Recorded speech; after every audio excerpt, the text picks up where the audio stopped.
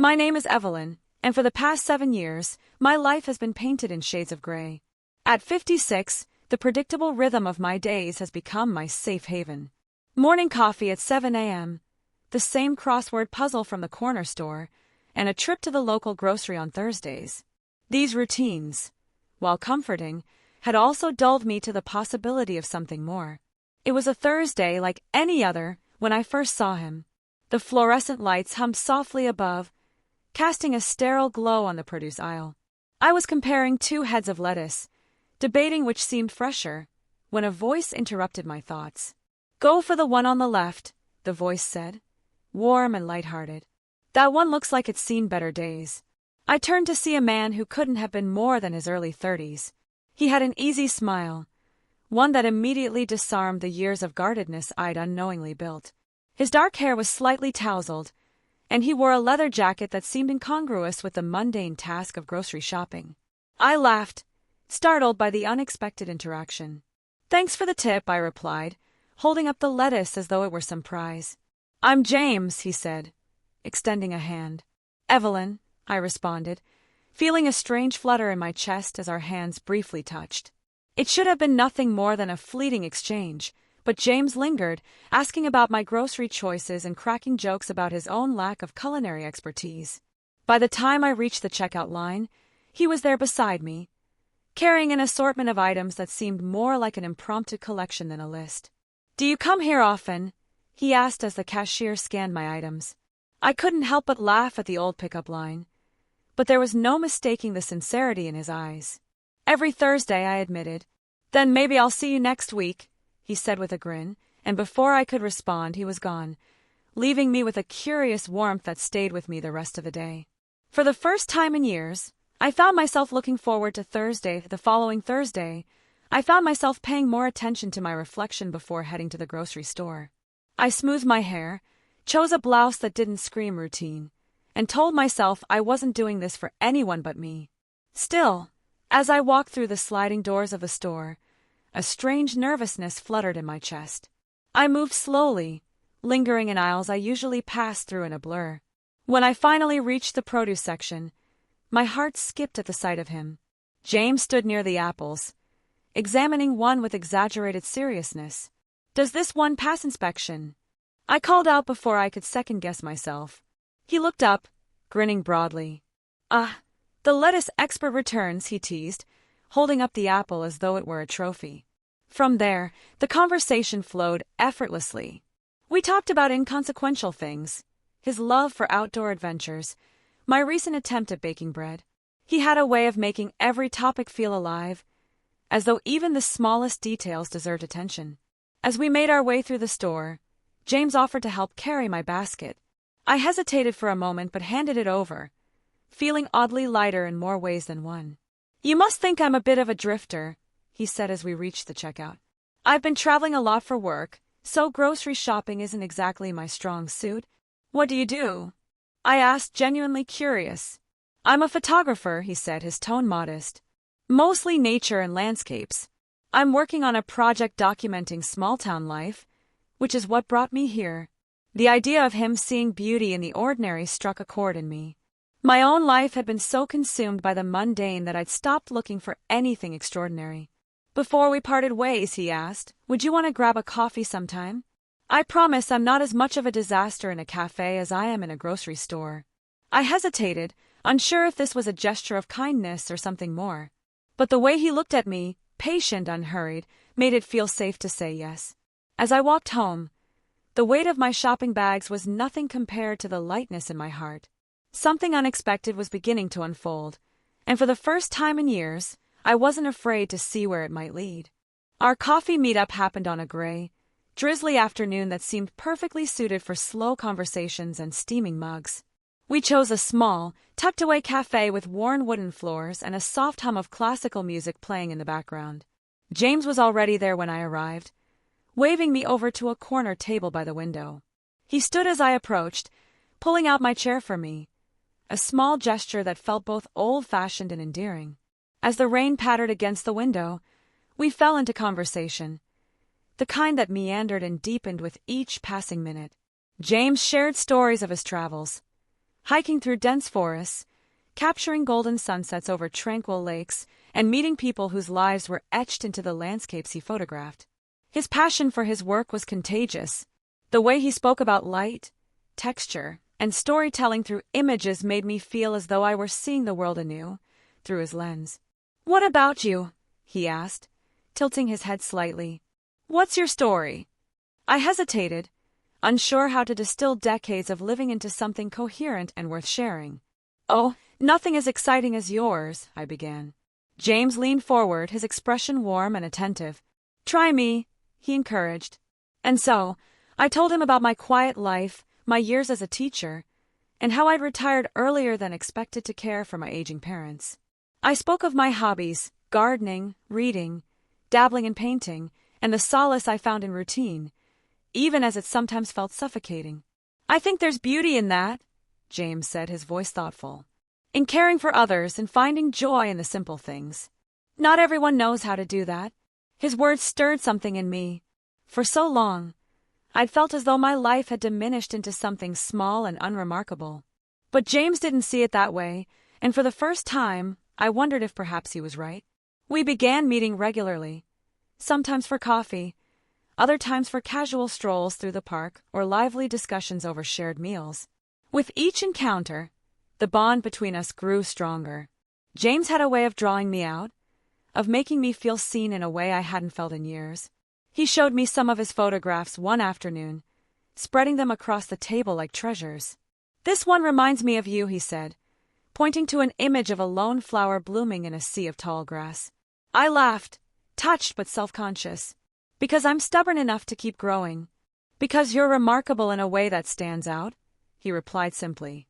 In those moments, I began to feel alive again, not just as a woman moving through the motions of life, but as someone who mattered, someone who could inspire and be inspired in return. It was a quiet evening when the realization struck me, a gentle yet unyielding truth settling into my chest. James and I had gone for a late walk through the park, the last of the day's sunlight slipping below the horizon, casting everything in hues of amber and violet. We strolled side by side, our conversation light and unhurried. He shared a story about a stray dog he had befriended during his travels, and I couldn't help but laugh at his animated retelling. As we reached a bench near the pond, he paused to snap a photo of the water, where ripples shimmered like liquid gold. Watching him, I felt something unfamiliar, like the faint stirring of a forgotten melody. When he turned to me, his face glowing in the soft twilight, I couldn't look away. He had a way of being entirely present, as if every moment mattered, as if I mattered. It was intoxicating. That night, as I lay in bed, the feelings I had been so carefully ignoring began to surface, one by one. They came not as questions but as certainties. I cared for James, not just as a friend, not just as someone who brought light into my life, but as a man who had awakened something in me I thought had long since faded. It frightened me. I tried to dismiss it, rationalize it away. He was younger, full of potential, with a life brimming with possibilities ahead of him. What could I possibly offer him? What if my feelings were misplaced? Nothing more than a reflection of my own longing for connection. I found myself looking in the mirror the next morning, scrutinizing the lines etched into my skin, the silver threading through my hair. These were marks of time, of experience, but would he see them as beautiful? Or as barriers? The questions swirled around me, but beneath them, something stubborn and undeniable held firm. James made me feel seen, alive, and hopeful in a way I hadn't felt in years. Yet the fear of rejection, of misunderstanding, kept me from saying anything. Instead, I threw myself into our friendship, hoping the intensity of my feelings would subside, that I could tuck them away like an old love letter, treasured but unread. But the truth was, every time he smiled at me, every time his laughter lit up the room, the letter unfolded itself, its words growing clearer and louder. The heart is a stubborn thing, I thought. It feels what it feels, regardless of logic, age, or reason. And mine had made its choice.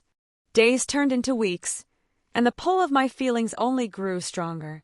I did my best to keep them hidden, masking my emotions behind friendly smiles and casual gestures, but every interaction with James made it harder to ignore the quiet longing in my chest.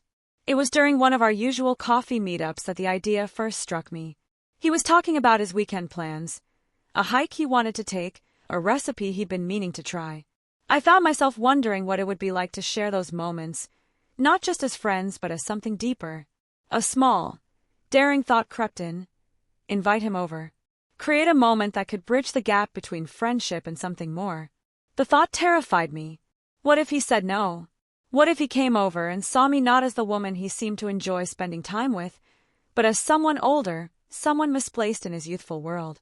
But another voice, quieter yet more persistent, whispered, "What if he says yes? What if this is the moment you've been waiting for?" That evening, I paced the kitchen, trying to find a reason, an excuse that felt natural. Finally, I decided to lean on something simple, a meal. Cooking had always been my comfort, my way of showing care without saying too much. The next day, as we chatted over text, I casually asked, "Would you like to come over for dinner this weekend? I've been meaning to try a new recipe, and it would be nice to have some company."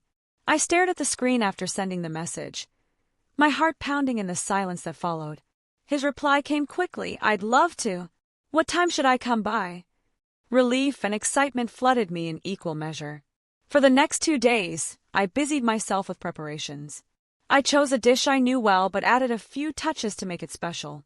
I set the table carefully, lighting candles and arranging flowers in a vase, a small effort to create a warm, inviting atmosphere. When the evening arrived, I found myself second-guessing everything. Was the dress I chose too much? Would he notice the faint scent of perfume I hadn't worn in years? Would he think the candles were too romantic? But then the doorbell rang, and all my doubts scattered like leaves in the wind. When I opened the door, James stood there with a bottle of wine in hand, his smile as bright as ever. "You look amazing," he said softly, and in that moment, my apprehensions melted into the warm glow of his gaze.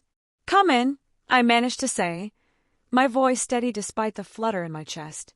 As he stepped inside, I realized this was more than just a dinner. It was a step toward something uncertain yet filled with possibility. And for the first time in years, I felt ready to take that step. Dinner passed in a blur of laughter, shared stories, and the clinking of wine glasses. The initial awkwardness I had expected never came. Instead, there was an ease between us, a natural rhythm that made the hours slip by unnoticed. He complimented the meal, as I knew he would, but it was his presence, his attention, that truly captivated me. The conversation ebbed and flowed effortlessly. We spoke about everything. Our favorite books, memories from childhood, the strange but comforting routines of everyday life. There was something about the way he listened to me, the way his eyes never wandered, that made me feel seen in a way I hadn't in years. After dessert, we moved to the living room, and the conversation turned quieter, more intimate. James sat on the edge of the couch, his knee brushing mine every now and then as he leaned forward, talking about a recent trip he had taken. I could feel the heat of his presence beside me, the subtle closeness that made the air between us charged in a way that made my pulse race. At some point, our hands brushed, just a fleeting touch, but in that brief moment, something shifted. The air around us seemed to hum with a tension neither of us acknowledged immediately, but both of us felt. "You're really easy to talk to," he said, his voice soft, almost uncertain. "I'm glad we're doing this." I smiled, though my heart was hammering in my chest. I knew I couldn't pretend any longer. This wasn't just friendship anymore. I had felt it building over weeks, but now, in the quiet warmth of my apartment, surrounded by the glow of candlelight, the realization hit me like a wave. I wanted him. The thought was startling, like an unexpected wave crashing over the shore. I had never expected to feel this way, especially not with someone so much younger. But it was undeniable. His gaze lingered on me, and I could feel the silent question between us. Was he feeling the same thing? He shifted closer, his voice lowering. "I really enjoy spending time with you," he said. "It's different, you know? In a good way."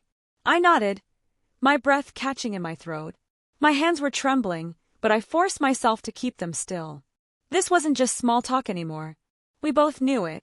His eyes moved from my face to my lips, and in that moment, I realized he wasn't just looking at me as a friend. The air between us was thick with something unspoken, a quiet promise that hovered just at the edge of what was allowed. And then, without another word, he leaned in. The kiss was gentle at first, a tentative exploration, as if he was giving me the space to pull away if I wanted to. But I didn't pull away. Instead, I closed my eyes and let the warmth of his lips against mine melt the uncertainty that had been building within me. For years, I had convinced myself that love, passion, and intimacy were things of the past, faded memories of a younger version of myself. But in that kiss, I felt something awakening, something that had been dormant for far too long. When we finally broke apart, neither of us said anything at first. We didn't need to. The moment spoke for itself. Our feelings, long hidden beneath layers of doubt and uncertainty, were now laid bare. And though the world outside may have been watching in that small room, it was just the two of us. The night wore on in a quiet, comfortable silence, but my mind was anything but quiet.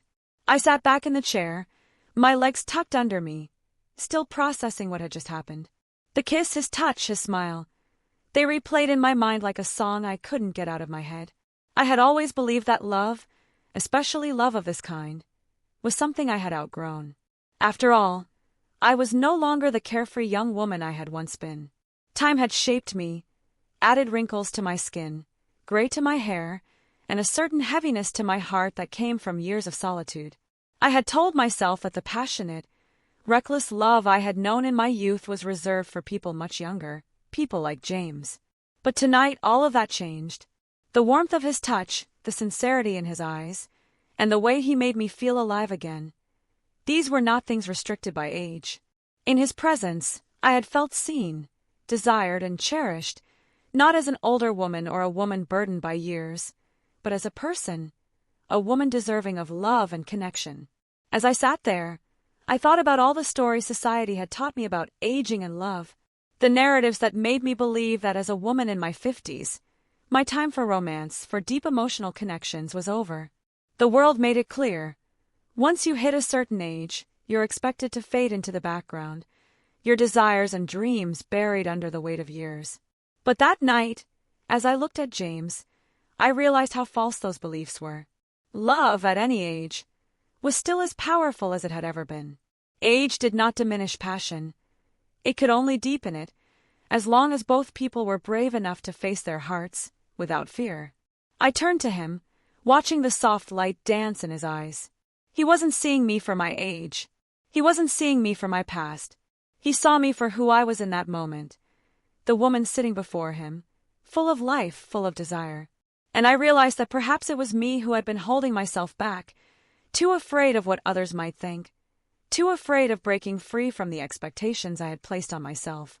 I had spent so many years living in the quiet comfort of routine, in the space where nothing ever changed, where I never had to confront the vulnerability of truly opening my heart again. But here I was, standing at the edge of something new, something exciting, something that felt as though it was meant for me, no matter my age. With James, I didn't feel like the woman the world expected me to be. I felt like the woman I had always been inside, alive, full of emotion, and yes, deserving of love. I smiled to myself. The fear that had once gripped me, fear of judgment, fear of what others would think, began to fade away. What mattered was what we felt. The truth was undeniable. Love didn't know age, didn't know rules. It simply existed in its purest form, and tonight it existed between us. And for the first time in many years, I felt at peace with the choices I had made, with the path that was unfolding before me. There was still so much to explore, so much more to feel. And I was ready for it. As I looked at James, I realized that age had nothing to do with the strength of our connection. It was the depth of our hearts, the honesty of our emotions, and the courage to embrace love wherever it appeared. Tonight, love had appeared, and I was ready to welcome it, with open arms. The days that followed were a quiet but exhilarating exploration. We spent more time together, taking walks, sharing dinners, and talking about everything and nothing at all. Each moment felt like a new layer of connection, one I hadn't expected but now couldn't imagine living without. I had learned so much about myself in these past few weeks, about my capacity for love, my ability to connect with someone so different from me in years, and my strength to face the vulnerability that love demanded. There had been moments of doubt, of course. There were times when I wondered if I was simply fooling myself, playing into some fleeting fantasy. But when I looked at James, when I saw the way he cared for me, the way he listened with a depth that made me feel heard, I knew this wasn't a passing whim. Love, I now understood, was not constrained by age, not by years lived or years lost. It was something that could come at any time, even when you least expected it, even when you thought you had outgrown it. There was no expiration date on emotions, no shelf life for the heart. It simply existed when it did, and when it did, it was as beautiful and vibrant as any love you'd experienced in your youth. I looked at the life I had built for myself, the quiet solitude, the predictable routines, and I realized that while they had served me well, they had also kept me from truly living. Now, with James, I was opening myself to the world again. I was embracing the unpredictability of love, of desire, of connection. The world could judge. The world could whisper about what was appropriate, but none of that mattered anymore. What mattered was the way I felt when I was with him. The way he made me laugh, made me feel beautiful, made me feel seen. He had become a part of my life in ways I hadn't thought possible at my age. He brought light into the corners of my heart that I hadn't even known were dark. As we sat together one evening, looking at the stars, I reached for his hand. I squeezed it softly, feeling the warmth of his touch. He turned to me, his eyes meeting mine with that same tenderness that had first drawn me in. "You know," he said, his voice soft but full of certainty, "I've never felt more alive than I do with you."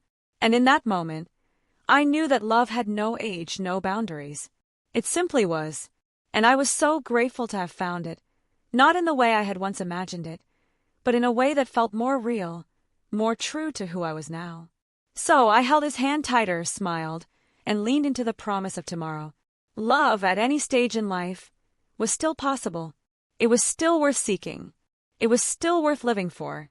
And now, at this stage in my life, I had discovered the courage to embrace it, to live it fully, and to never let go.